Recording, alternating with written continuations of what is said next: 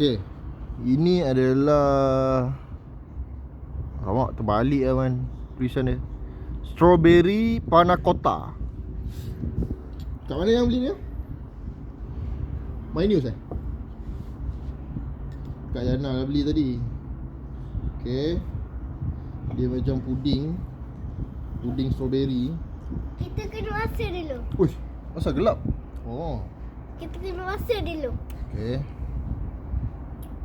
Okey. Aman. Aman rasa. Bismillahirrahmanirrahim. Macam doa. Bismillahirrahmanirrahim. Rasa apa? Okey. Sedap.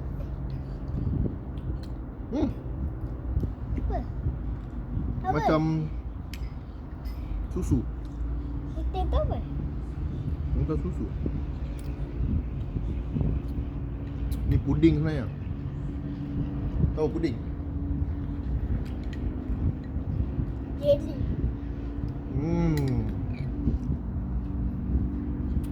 Bekas dia kaca. Bekas dia kaca. Boleh buat cawan.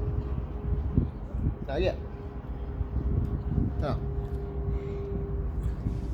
Sampah berapa? Sampah berapa apa? Sedap.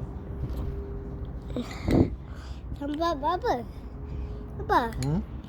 Sampah berapa? Boleh lah off. Okey. Apa nak beli?